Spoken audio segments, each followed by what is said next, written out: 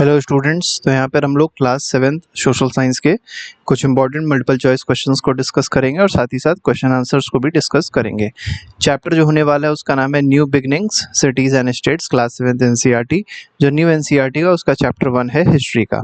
तो चलिए स्टार्ट करते हैं। पहले एमसीक्यूज देखेंगे। What led to disintegration of Indus valley civilisation. तो देखिए इंडस वैली सिविलाइजेशन जो है वो डिसइंटीग्रेट क्यों हो गई थी, आपको यहाँ पर बताना है। डिसइंटीग्रेट का मतलब आप ऐसे समझ सकते हैं कि वो एक तरीके से विलुप्त क्यों हो गई, खत्म क्यों हो गई। तो पहला दिया गया है ऑप्शन कि फॉरेन ट्राइब्स ने इन्वेड कर दिया इस वजह से, तो गलत है। Loss of urban features and systems, ये बिल्कुल सही है कि क्या हुआ था कि जो अर्बन फीचर्स हुआ करते थे उनका एक तरीके से खत्म हो गए थे वो, जिसकी वजह से इसको कहा गया है कि इंडस वैली सिविलाइजेशन क्या हो गई, डिसइंटीग्रेट हो गई। फ्रीक्वेंट अर्थक्वेक्स नहीं आए थे, स्कार्सिटी ऑफ वाटर भी नहीं हुई थी। तो यहाँ पर बी ऑप्शन सही हो जाएगा। What does the term जनपद मीन इन संस्कृत। देखिए जनपद का मतलब क्या होता है संस्कृत में, ये आपको पता होना चाहिए। तो जन मतलब होता है लोग और पद का मतलब है एक जगह जो होती है उसको कहते हैं पद। तो लैंड ऑफ किंग्स बिल्कुल गलत, प्लेस ऑफ रिचुअल्स बिल्कुल गलत, वेयर पीपल हैव सेटल्ड ये सही है बिल्कुल। तो जनपद का मतलब क्या है कि जहाँ पर लोग क्या हो गए हैं, सेटल हो गए हैं, उसको कहते हैं जनपद। ठीक है। पद मतलब एक तरीके से पैर, तो जहाँ जन मतलब लोगों का पैर पड़ा वो सेटल हो गए, तो इसीलिए बोला गया जनपद। इंग्लिश में अगर देखा जाए जनपद को क्या कहा जाता है तो इसको डिस्ट्रिक्ट कहते हैं। ठीक है। Which phase is known as India second urbanisation. तो सेकेंड अर्बनाइजेशन आपको बताना है किस फेज को कहा जाता है, इंडिया के किस फेज को सेकेंड अर्बनाइजेशन कहते हैं। तो पहला दिया गया है राइज ऑफ हड़प्पन सिटीज, गलत है, ये तो फर्स्ट फेज है, पहला अर्बनाइजेशन हुआ था। अर्ली वैदिक पीरियड, ये अर्बनाइजेशन नहीं है। Emergence of cities in first BC, तो ये बिल्कुल सही है। तो फर्स्ट मिलीनियम बीसी में क्या है कि सिटीज का इमरजेंस हुआ, जैसे आप देखेंगे तो बहुत सारे महाजनपद बने, तो ये क्या हो जाएगा, इसमें आ जाएगा हमारा सेकेंड अर्बनाइजेशन आ जाएगा। तो फर्स्ट अर्बनाइजेशन क्या है, हड़प्पा जो कल्चर था वो फर्स्ट अर्बनाइजेशन का एग्जाम्पल है। और सेकेंड जो अर्बनाइजेशन का एग्जाम्पल है वो आपका क्या है, जो महाजनपद बने थे फर्स्ट सेंचुरी में बीसी में, उसमें ये आंसर हो जाएगा। What were the powerful mahajanapada mentioned in the text. तो देखिए अगर आप देखेंगे तो बताना है कौन कौन सी जो जनपद हैं एक तरीके से पावरफुल महाजनपद थे, इनमें से कौन से, ये आपको यहाँ पर बताना है। तो कुरु हो गया, मत्स्य हो गया, शूरसेन हो गया, ये नहीं है सबसे पावरफुल। तो सबसे पहले आपको पता होना चाहिए मगध था, कौशल भी था, वत्स भी था, अवंती भी था। तो ये जो चार दिए गए हैं ये क्या थे, पावरफुल महाजनपद थे। तो सी ऑप्शन यहाँ पर सही हो जाएगा। सबसे पावरफुल पूछा जाए तो उस समय कौन सा था, मगध था। ठीक है। Which mahajanapada followed a democratic tradition rather than monarchy.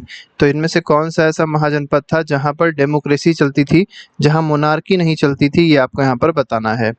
तो मगध और अवंती गलत है, कौशल और छेदी भी गलत है, वृज्जी और जो वज्ज है मल्ल है। ठीक है। तो इसको वृज्जी बोला जाता है, कभी कभी आप देखेंगे जगह जगह पे वज्जी भी लिखा जाता है। तो वज्जी हो गया, वृज्जी हो गया, मल्ल हो गया। तो ये सब क्या थे, यहाँ पर डेमोक्रेटिक ट्रेडिशंस थे और यहाँ पर मोनार्की नहीं थी, मतलब यहाँ राजा नहीं हुआ करता था, यहाँ डेमोक्रेटिकली इलेक्टेड गवर्नमेंट हुआ करती थी जो उस समय की अपने हिसाब से इलेक्ट होती थी। व्हाट वर सभा एंड समिति। अब देखिए सभा और समिति क्या थी ये आपको ये बताना है। तो पहला दिया है एंशिएंट कॉइन्स थे, बिल्कुल गलत है। मिलिट्री यूनिट्स थी, ये भी गलत है। ये असेंबली होती थी, काउंसिल्स होती थी। ठीक है। जहाँ पर बहुत इंपॉर्टेंट डिसीजंस लिए जाते थे। ठीक है। तो असेंबली और काउंसिल्स सभा समिति को कहा जाता है। Which source does not provide information about second urbanisation. Second urbanisation आपको पता चला जो महाजनपद का काल है उसको सेकेंड अर्बनाइजेशन कहते हैं। तो बुद्धिस्ट टेक्स्ट के बारे में दिया गया है, जैन में भी दिया गया है, वैदिक टेक्स्ट में भी महाजनपद का दिया गया है, लेकिन ग्रीक इंस्क्रिप्शन में नहीं दिया गया है। तो ग्रीक इंस्क्रिप्शन में महाजनपद का कोई जिक्र नहीं है। What technological innovations played a key role in second urbanization in India। तो सेकेंड अर्बनाइजेशन इंडिया में जो हुआ तो कौन सी ऐसी टेक्नोलॉजी थी जिसने की रोल प्ले किया। तो देखिए एक बहुत इंपॉर्टेंट चीज़ की डिस्कवरी हो गई थी जिसका नाम है आयरन। तो आयरन की मेटलर्जी स्टार्ट हुई जिसकी वजह से बहुत ही स्ट्रॉन्ग पावरफुल वेपन्स बन सके। ठीक है। एक्स बन सके जिससे पूरे पेड़ काट दिए गए और पेड़ काट काट के वहाँ पर शहर बसाए गए। ठीक है। इंडस्ट्रियल टाउन एक तरीके से छोटे छोटे बना दिए गए। ठीक है। तो ऐसे आप इसको समझ सकते हैं कि वहाँ पर क्या होने लग गया था, अब खेती ज़्यादा होती थी। ठीक है। अब ट्रेड होने लग गया था, खेती होने लग गई थी, फॉरेस्ट जो थे उनको हटा दिया गया था, तो अर्बनाइजेशन हो गया था। तो ये आयरन मेटलर्जी इसमें बहुत बड़ा रोल प्ले करती है। The earliest Indian coins were made of which metal. तो देखिए इंडिया के जो पहले कॉइन्स थे वो किस मेटल के बने थे, तो सिल्वर के बने थे। ठीक है, सिल्वर के अर्लीस्ट कॉइन्स थे भारत के। What were major purpose of Dakshinapatha root. अब देखिए दक्षिण पथ रूट जो है इसका मेजर पर्पस जो था वो क्या था, तो दक्षिण पथ आपको पता चल रहा होगा साउथ से रिलेटेड है ये। Connecting port with mountain areas बिल्कुल गलत है। Linking north west India to Sri Lanka, क्या नॉर्थ वेस्ट इंडिया को श्रीलंका से लिंक करेगा, दक्षिण पथ गलत है। Connecting central India with southern reason, तो सेंट्रल इंडिया को किससे कनेक्ट कर रहा था, सदर्न रीजन से कनेक्ट कर रहा था, तो सी ऑप्शन बिल्कुल सही हो जाएगा। क्वेश्चन नंबर 11 पे आते हैं। Which term refers to occupational communities in early Vedic early Indian society. तो आपको ये बताना है कि कौन सा ऐसा टर्म है जो क्या डिनोट कर रहा है, ऑक्यूपेशनल कम्युनिटी को रिप्रेजेंट कर रहा है Indian society, early Indian society में। ऑक्यूपेशनल एक तरीके से कम्युनिटी को कौन रिप्रेजेंट करता है, तो वर्ड नहीं रिप्रेजेंट करता, सभा भी नहीं रिप्रेजेंट करती, जाति रिप्रेजेंट करती है। तो अर्ली वैदिक सोसाइटी या वैदिक सोसाइटी की अगर बात करी जाए तो जाति जो होती थी, जो एक तरीके से कास्ट हुआ करती थी, that was on the basis of occupation. Occupation के हिसाब से मतलब जो कोई काम जिस तरीके का करता था उस हिसाब से उसकी जाति होती थी। जैसे मान लीजिए कोई टीचर होता था तो उसको ब्राह्मण कहा जाता था। ठीक है, जैसे कोई वॉरियर क्लास होती थी, या वॉरियर अगर मान लीजिए कोई पर्सन वॉरियर है तो उसको क्षत्रिय कहा जाएगा। तो इस तरीके से क्या था, कास्ट को डिवाइड किया गया था, लेकिन बाद में इसको एक तरीके से बर्थ के हिसाब से कर दिया आगे जो ब्राह्मण लोग थे उन्होंने। 12th पे आते हैं। The term punch mark coins refer to coins that were. अब देखिए पंच मार्क कॉइन्स जो थे वो क्या थे, ठीक है, ये आपको यहाँ पर बताना है। Made use of clay moulds, क्या क्ले मोल्ड्स के बने होते थे, तो गलत है। इनग्रेड विद रूलर्स पोर्ट्रेट, क्या रूलर की पोर्ट्रेट बनी होती थी, बनी तो होती थी लेकिन केवल उसको ही पंच मार्क नहीं कहा जाएगा, वो अलग तरीके कॉइन्स थे। स्टैम्प्ड विद सिंबल्स, तो ये बिल्कुल सही है कि क्या होता था, स्टैम्प लगी होती थी, सिंबल्स बने होते थे, जो भी रूलर्स होते थे उनकी सिंबल्स होते थे कुछ ना कुछ, वो बनाए जाते थे, उसको पंच मार्क कॉइन कहा गया है। ठीक है, आगे बढ़ते हैं, क्वेश्चन नंबर 13 देखेंगे। तो देखिए इसमें कहा गया which region had early urban centre such as Shishupalgarh. अब शिशुपालगढ़ बताना है आपको कौन सा ऐसा रीजन है जहाँ पर शिशुपालगढ़ था, और ये एक अर्ली अर्बन सेंटर भी था, तो ये उड़ीसा में है। ठीक है, अगले पे आएंगे, क्वेश्चन नंबर 14 देखेंगे। विच 3 southern kingdoms emerged around 400 BC। तो 400 BC के आसपास कौन सी ऐसी 3 सदर्न किंगडम्स थी जो इमर्ज होती हैं, तो मगध तो पहली बार साउथ में थी ही नहीं, तो ये तो बिल्कुल ही गलत हो जाएगा। अगला दिया गया चेरा चोला पांड्या, ये बिल्कुल सही है। तो चेरा जो है, चोल जो हो गया, पांड्या हो गया, तो ये सब इमर्ज होती हैं 400 BC के अराउंड। लेकिन फ्लरिश ये बाद में होती हैं, फ्लरिश पहले नहीं हो पाई थी, इमरजेंस इनका हो गया था। आगे बढ़ते हैं, कुछ शॉर्ट क्वेश्चंस को देखेंगे। What happened to the cities of Indus valley civilisation after 2000 BC। तो 2000 BC के बाद क्या है कि इंडस वैली सिविलाइजेशन जो है डिक्लाइन होने लग गई। आपको बताना है इसके पीछे मतलब क्या हुआ था। तो मैनी सिटीज वर अबेंडेंड, तो सिटीज अबेंडन हो गई थी। While turn into rural settlements, तो कई सारी ऐसी सिटीज हैं जो पूरी तरीके से तबाह हो गई, और कुछ ऐसी थी जो रूरल सेटलमेंट में कन्वर्ट हो गई।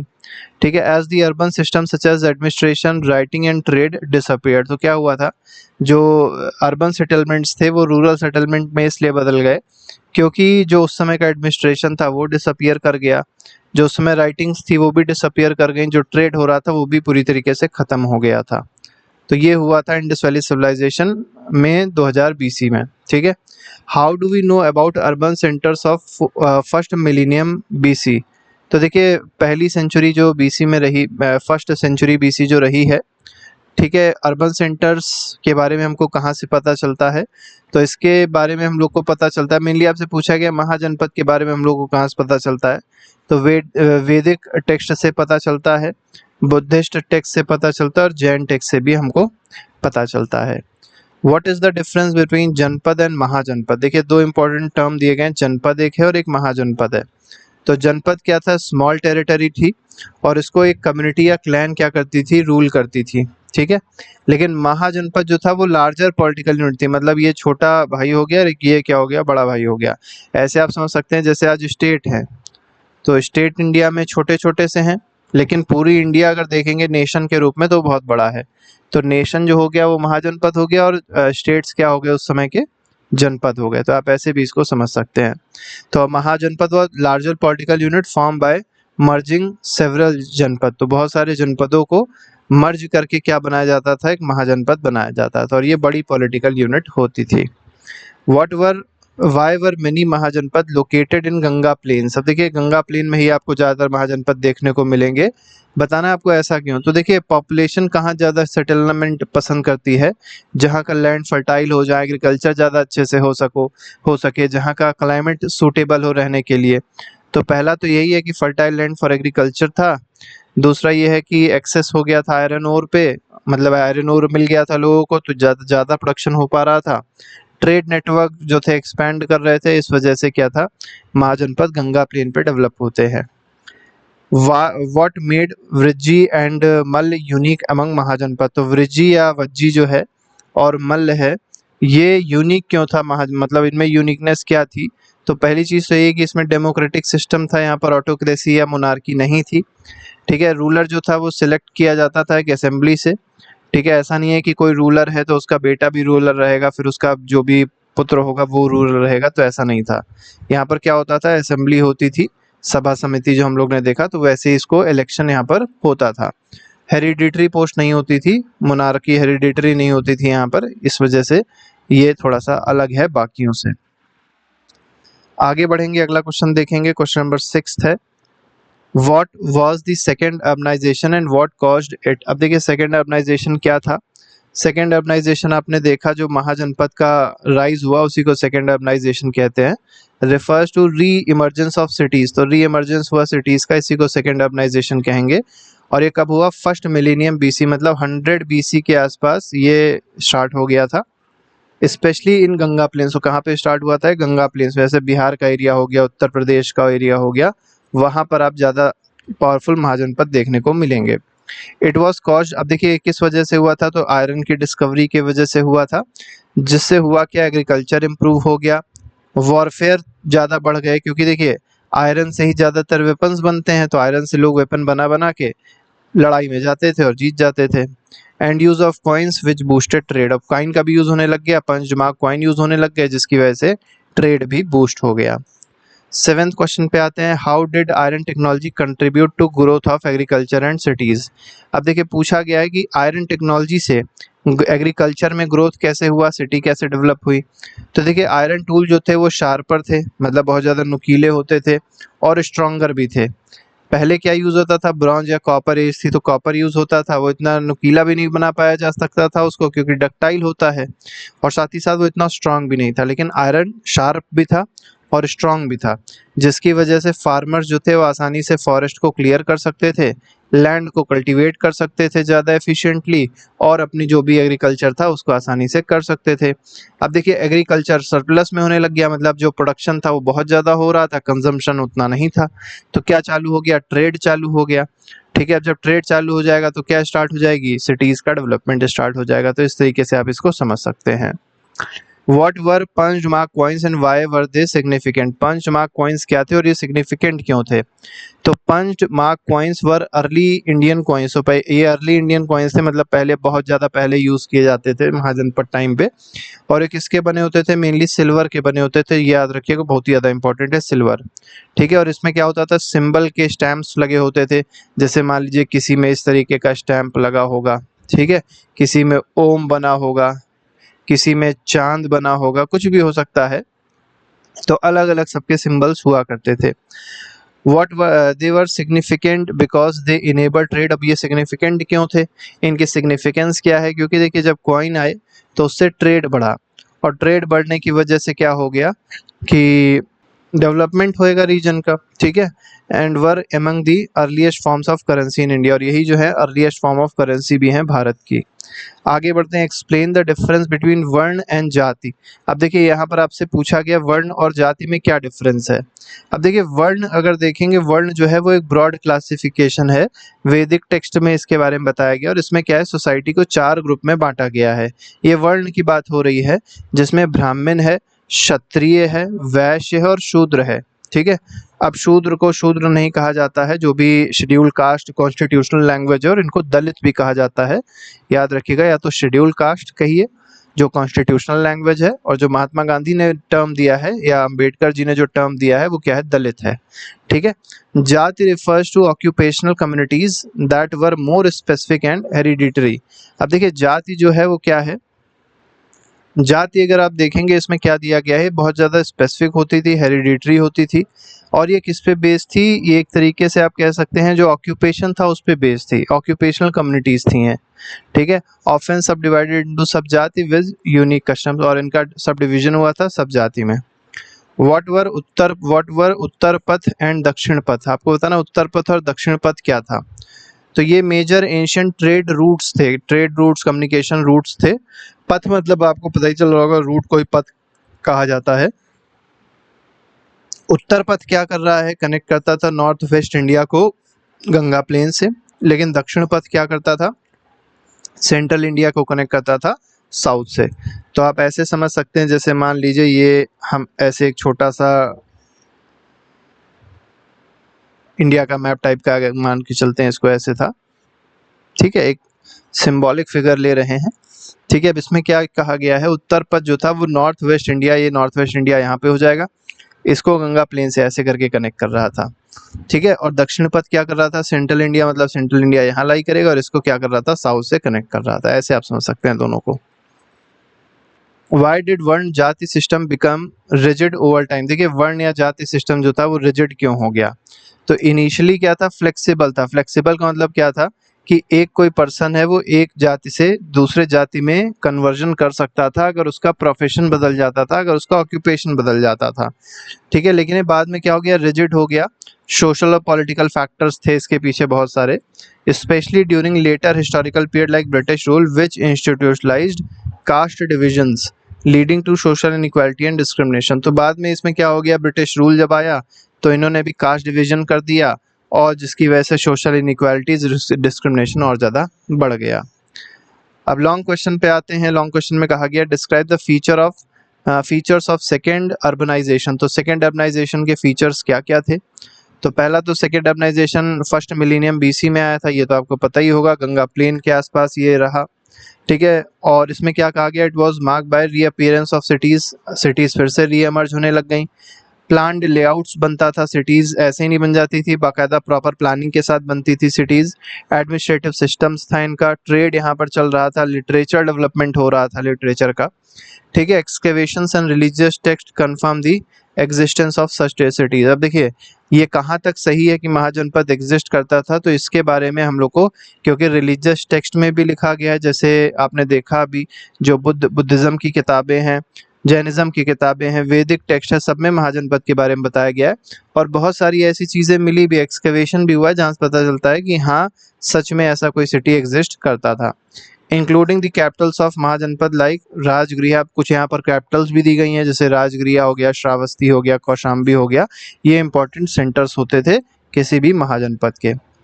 Explain the political system of mahajanapada. अब देखिए पॉलिटिकल सिस्टम क्या था महाजनपद का, ये यहाँ पर आपको बताना है। तो ज़्यादातर महाजनपद जो थे उनमें क्या थी, मोनार्की थी।